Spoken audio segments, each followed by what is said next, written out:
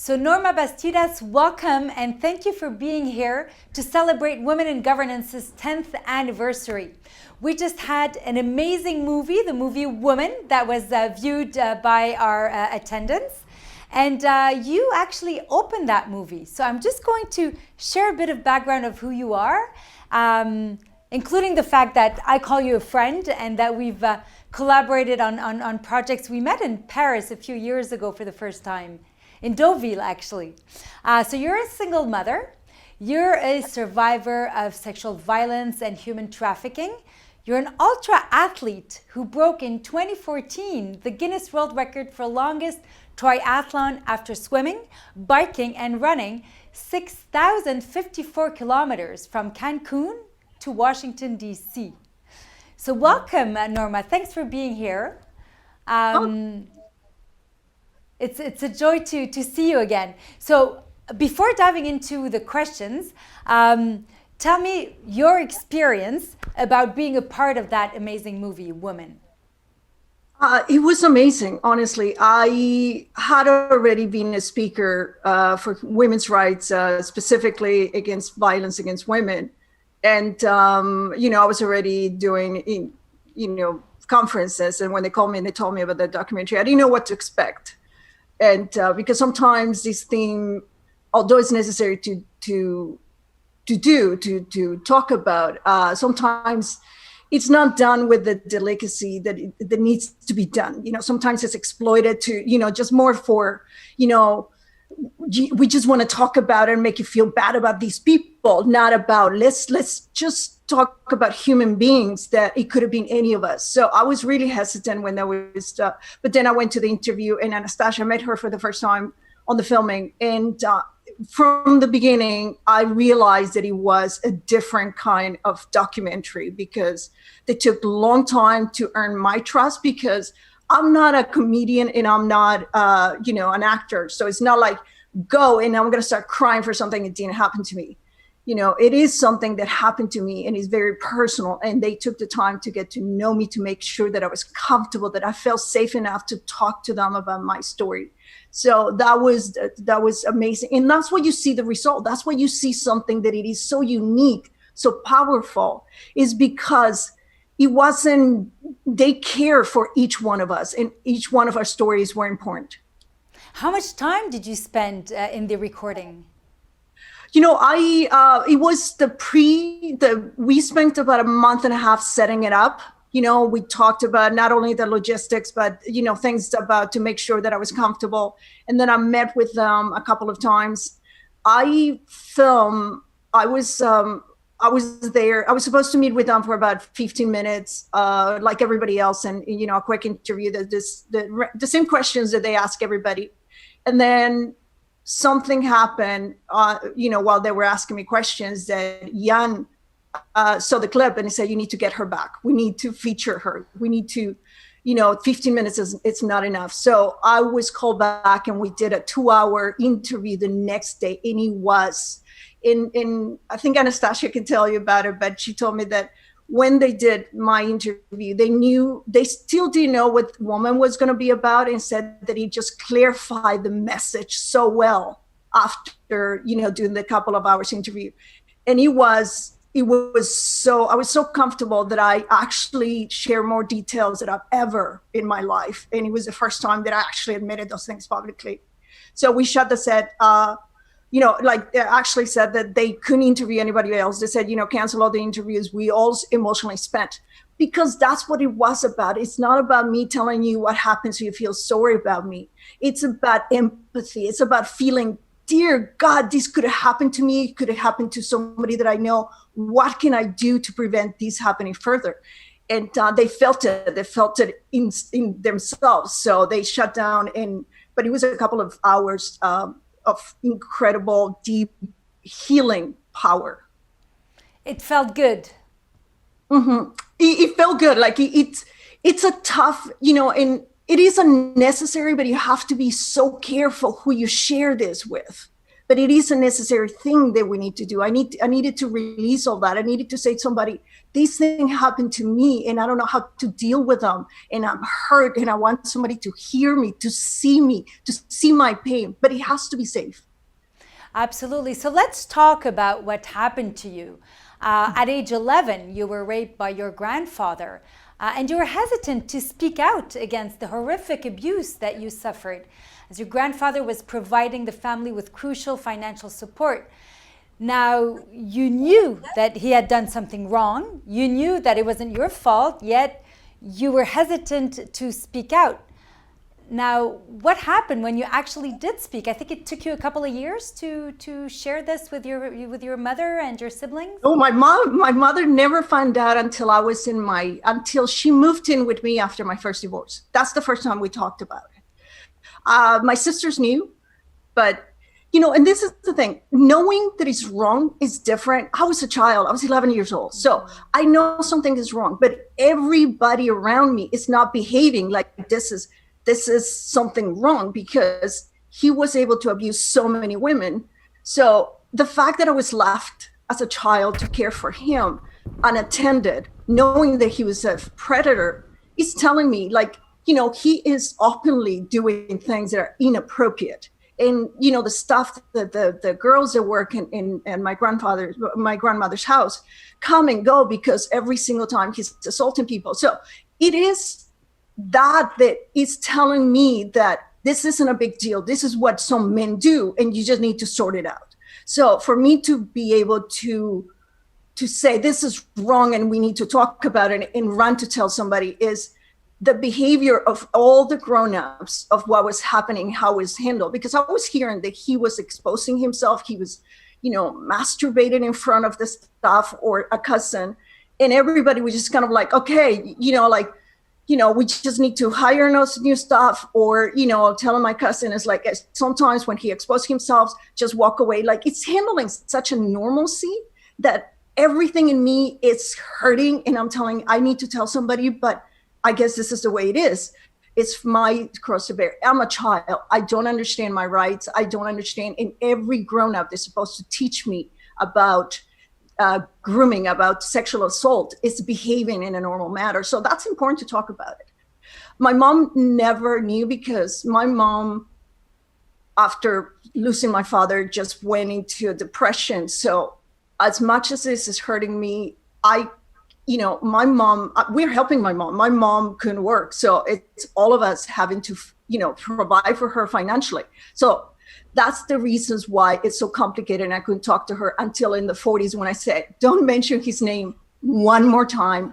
Don't tell me about how amazing father he was, because this is what he did to me. That was the first time. And that's ultimately what led me into speaking publicly, because I could not, after year of so many people knowing what he did, not my mom, but, cousins and uncles and my grandmother, they still talked to him like he was just the most wonderful man, just because he had power and he was a good provider. So you were expecting outrage and support, but they told you that you should just get over it.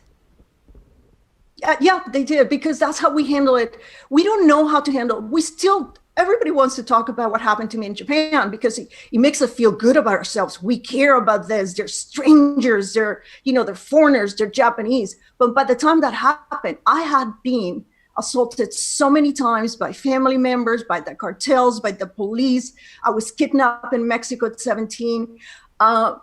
Education was a right that I wanted, it's the right for everybody in the world. But education was dangerous for women and the fringes like me, like girls that have to go to school, take the bus and come home late at night. So I quit school just because of the threat of, being picked up by the cartels on the way home after school over and over again, not knowing whether it was just going to be sex assault or I was going to be murdered. And when I was 17 and I was kidnapped, fortunately, I was able to escape about 22 hours after they had me captive in a house.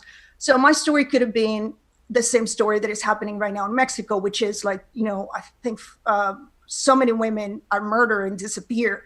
And my mom would have been told she'd run away with a boyfriend, or she was, she was just, hanging out with bad crowds and things like that. So fortunately for me, I was able to escape and came home. And my mom knows what happened because I'm alive. So by the time somebody says, we're recruiting models to go to Japan, I begged them to take me because I didn't understand that this is something that it's not Mexico and it's not my family. It's all over the world. Women who are vulnerable will be exploited. So when you landed that dream job, that model job in Japan, and you left, you really thought it was a new life that was opening up for you. Then what happened?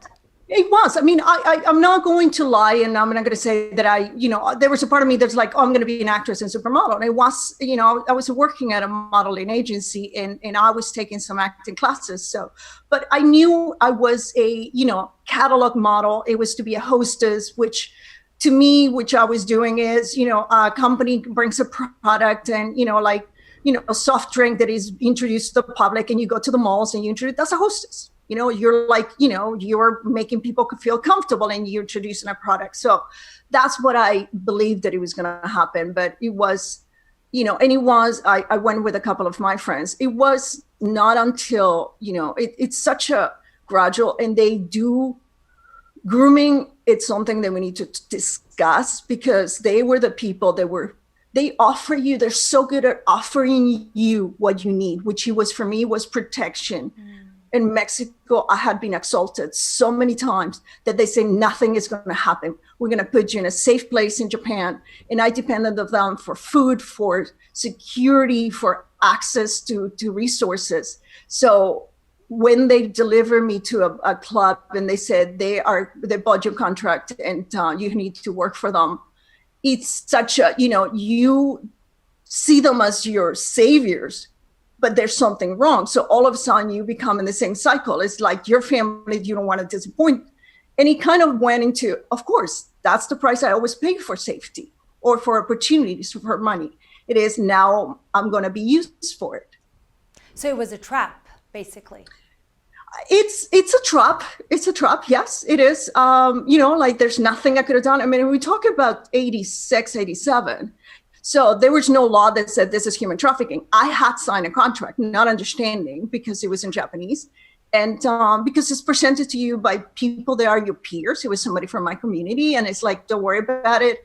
I'm here, look at me. And I'm driving a nice car. So, it's not like, it doesn't seem scary, even though I didn't understand the repercussions. So I had signed a contract. So back then there was no law protecting me.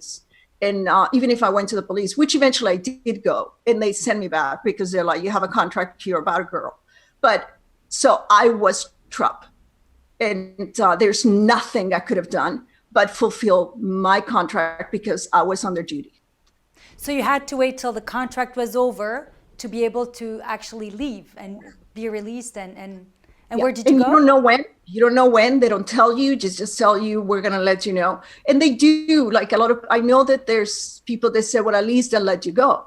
But that was part of the plan. They wanted me to get, and they don't give you money. They give you only the time that you work. They tell you how long you're going to work. And then they say, you're going to go home. We're very happy with you. And they send, they give you money and then you go home.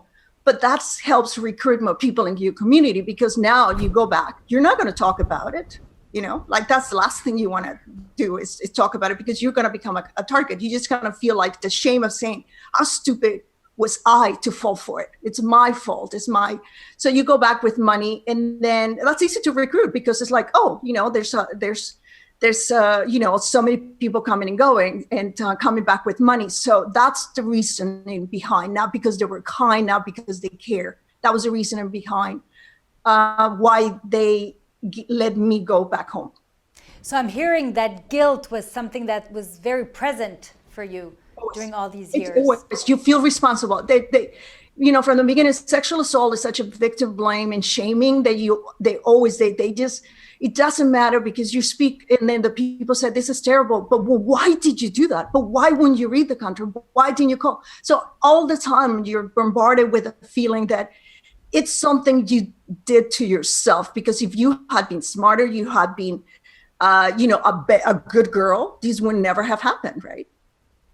So tell us about that first cold night, almost 15 years ago now, when at 3 a.m. you went on your first run. Wow. It was, like, it just feels like a lifetime ago. I already had moved to Canada. I met my ex-husband Canadian ex-husband in Japan. I went back because I couldn't live in Mexico. They make sure that you go back, but you couldn't adjust to society. They make sure that the whole community knew that the money that I brought in was from prostitution. So I couldn't stay. So I went back to Japan as a student, remained there, but I couldn't live happy. They tried to kill me when I was about 23. So they just tried to send a message because I was already out living on myself, fluent in Japanese. That's when I knew that it was not going to be over.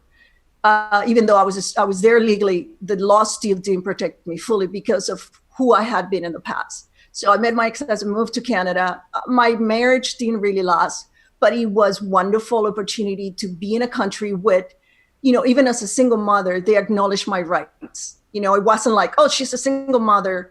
So I went back to university. I got a student loan, went back to university and studied and got a great job. My life was just taking off, and I'm like thinking I left all behind. And then my son developed he has a condition, it's called Conrad dystrophy, and started going blind, and I lost my job. Also, my grandfather was blind, and to hear that my son was going blind, it was something that the whole universe was trying to say, boom, this isn't over unless you address it. This cycle of violence might repeat itself.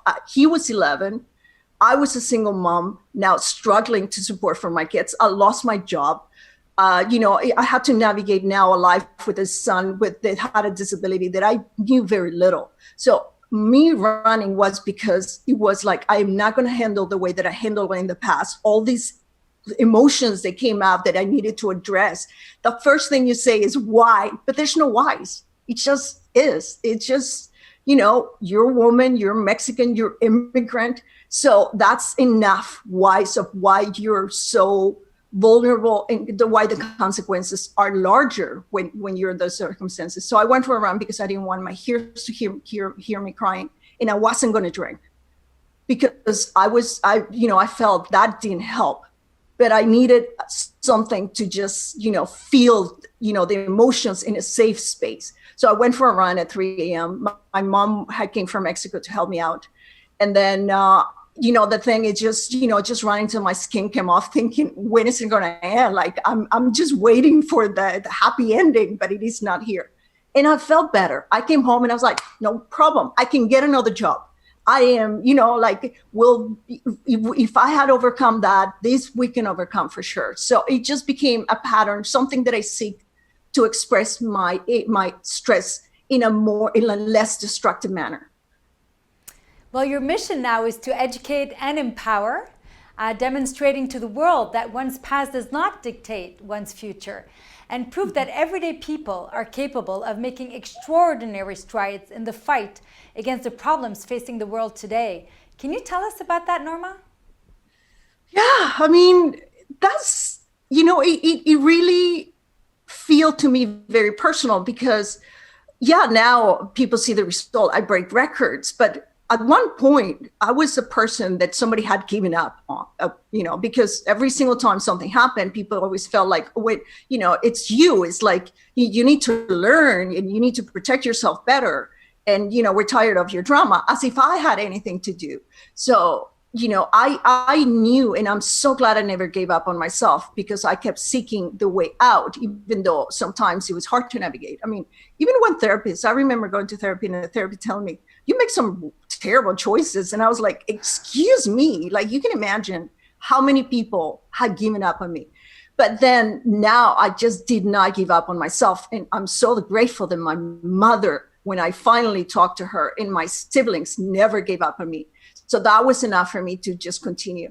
So now, I'm breaking records. And people, the most amazing thing is like when I broke records and I was doing it, and I even did a documentary for Oprah Winfrey, they call Extraordinary Mothers. And I spoke about it the first time. People had no idea that was my past. And that felt good because I was like, see, I'm unbroken. But that's also the reason to remind people that we all worth it perfect. We all worth helping, you know, it's such a long journey, but I found a way out, and your past absolutely does not dictate your future. It's just a starting point. Sometimes it might take you longer to find, you know, the happiness that you're seeking, which is the safety opportunities, but so is breaking a world record. And we do it one step at a time, one day at a time, 1 mile at a time sometimes, but eventually we all have the ability to get there. Norma Bastidas, thank you so much for your time, for your passion, for your eloquence on something that is so important. I am really grateful to know you, grateful for your story, and also very grateful to have the opportunity to share your story in the context of Women in Governance's 10th anniversary. So thank you so much. And now we will be with our good friends, Yann Arthus-Bertrand and Anastasia Mikova. We will talk a bit more about the movie itself. So thank you once again, and I'm looking forward to seeing you in person again really soon, Norma. Let's make it happen. Bye.